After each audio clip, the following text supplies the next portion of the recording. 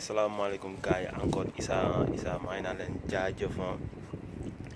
Waaw dama bëggoon tey waxtaan ak yéen ci affaire de Libye bi quoi problème Libye bi booy c'est simple hein. Il faut que ñun ñu xam qui nous sommes, d'où nous venons, nous les Africains. Comme man chaque fois dama naan je viens de loin et j'irai de loin avec mes valeurs africaines, valeurs d'Afrique.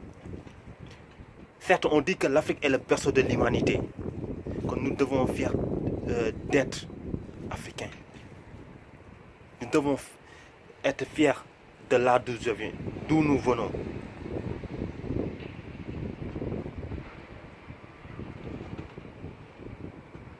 Loolu dafa war a leer.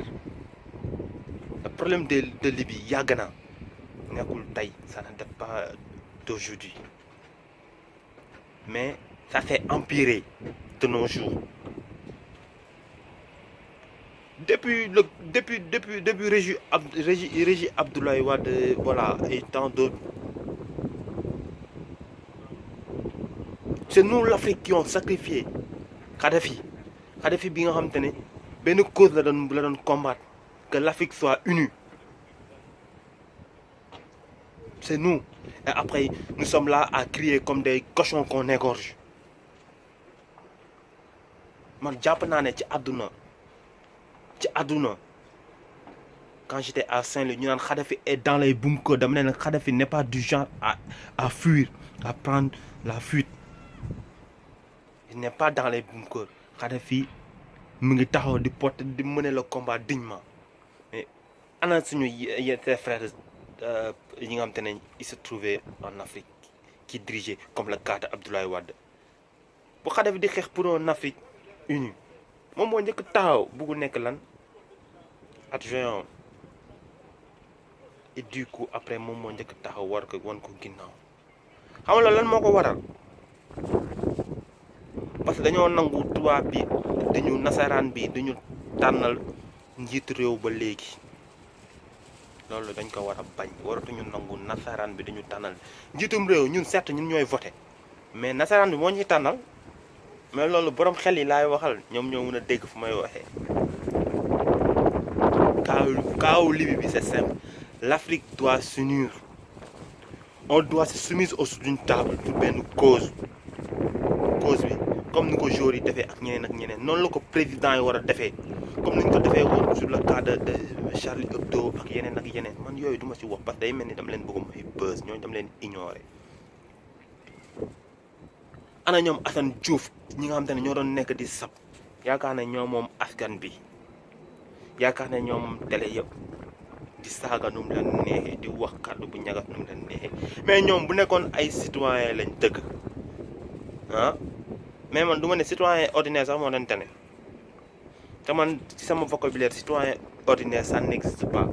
Mais dama jàpp ne ñoom comme Assane Diouf, la cas de Assane Diouf, ñoo waroon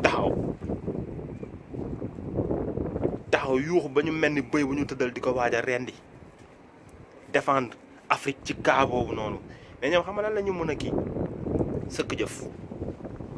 Loolu rek la ñu mënee sëkk jëf.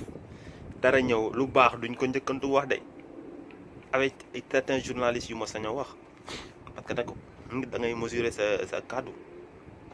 ñooñu sëkk jëf la ñu mën quoi. yaa xam te ñu lu dul xoola dara am ñu profité rek, encore une fois crier comme des cochons qu'on égorge. Mais bu nekkee lu baax duñ ko gaaw a yuuxu de, mais bu nekkee lu bon ku nekk day njëkkantu. Assane Diouf ñoo ko may buzz, mais Assane moom moo waroon ñëw bu nekkee affaire de kii nu mu tudd esclavage bu nga xam te ne moom moo am Libye, moom moo waroon njëkk taxaw jiitu sur les rangs, xam rek mener combat bi, porter ko dignement avec la tête. Mais Assane Diouf xam nga kan la gën a mën a waxal? Idée ay ñenn autorités yu nekk Sénégal, ñenn autorités yi nguuru yeneen régime yi àndaloon nañ ak ñoom. Kon ñooñu xoola ku mënul doxal bu nekkee nguur bu njëkk ba, kon nguur bu tey doo ko doxal. Da ngay naan nawoon fa woon rek, dil bi maa ngi ko doon def mi ngi doon sotti, kon naa continuer dil boobu rek, ndox du bàyyi yoonam. Moo tax ma ne man yenn autorité xam nga man nan laa jàpp ne si la Sénégal mun a avancer nii mooy yenn autorités yi bu ñu dundee ba doyal abal ñu, dund ba doyal abal ñu mu leen ñii màgget nañ ñii dee nañ bu boobaa gëm naa ne Sénégal dina avancer parce que dina am ay coquilles pleins pas des coquilles vides ay coquilles pleins yi nga xam te ne ay ndaw lañ woon nañ mën a ñëw acharné wu à diriger un pays comme naan ko new look benn régime bu bees benn gis-gis bu bees benn vision bu bees lépp lu bees mais bu nekkee ci paa yi la ñuy xaar paa yi nañ leen muñal rek léegi ñu dee parce que xam nga rek kenn dundatul 100 ans bu mët kon nañ leen muñal rek yàgg-yàgg yi nañ jiite bu ñu jiitee nag ñun tamit nañu fexe bañ ñun buñ nañu cim xamoon nañ ko mais nañu fexe bañ nañu cim waaw góor a